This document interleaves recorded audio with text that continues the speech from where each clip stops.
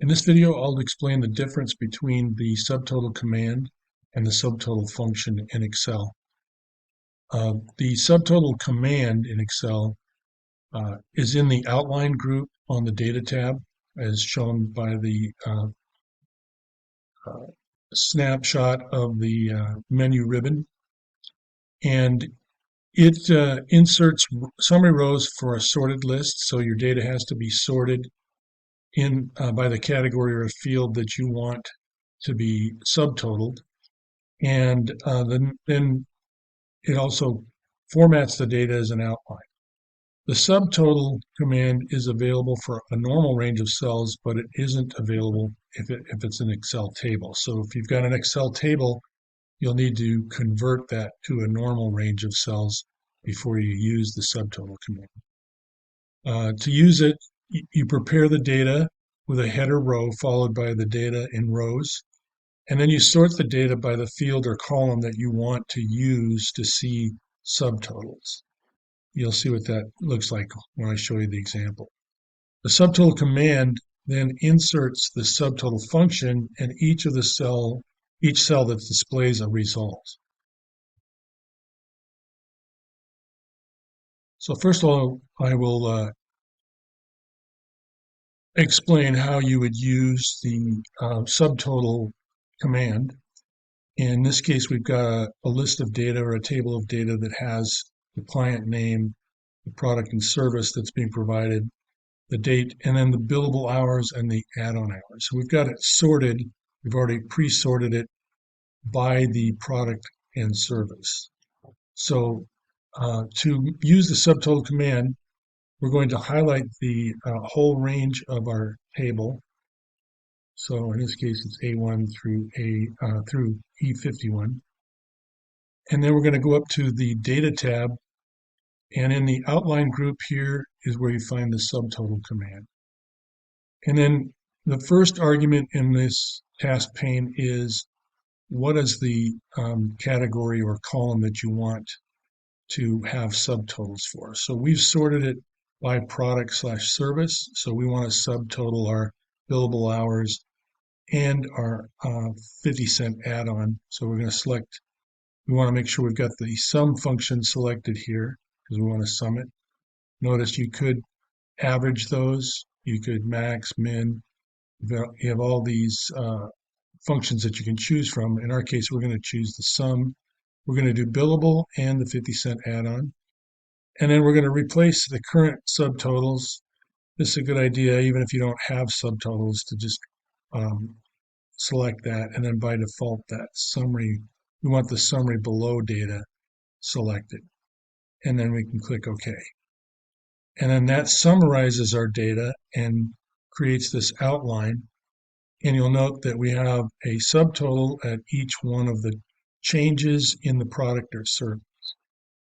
And so if we want to, we can, this outline, currently we're on the 3 level.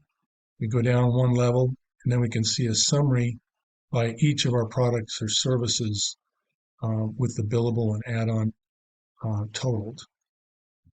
And then down at the bottom is the grand total. Now you might want to highlight these cells and go to the Home tab here and do the all borders so that it looks like a table. But then we're going to next look at the subtotal command, or function rather. So you can do, a lot of times when you have a table like this is the same table of data where we've got the client, service, and the billable and add-on amounts. So we could just use the sum function. That would be kind of tempting here. So we just put equals sum, open parentheses, and then select the numbers that we want summed. And then hit enter. Okay. And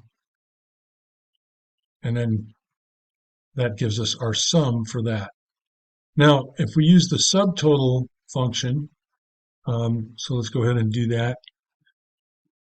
So we start typing subtotal and then double click on that. and we'll see our functions. So in this case, see it's a number, but they list the functions next to it. So we'll choose the sum function, and then tab over, and then we want to put the range. So we need to put a comma here, and then the range is this range of cells. Again, same range that we used for the sum, and go up here and then close our parentheses.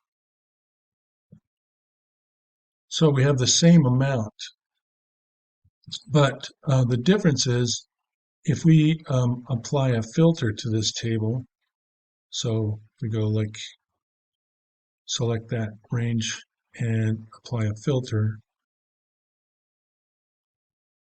Now, if we go up here and we filter it down by product or service, we can see that the subtotal, once you filter it down, only provides a subtotal for the content development.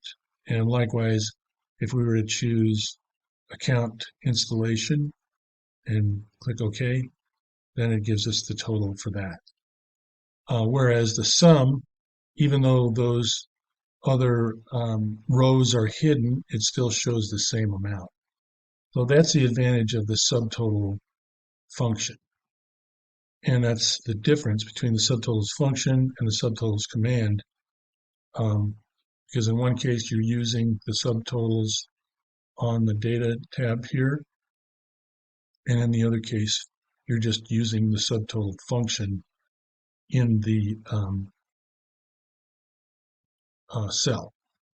So hopefully that helps you understand the difference between subtotal function and the subtotal command.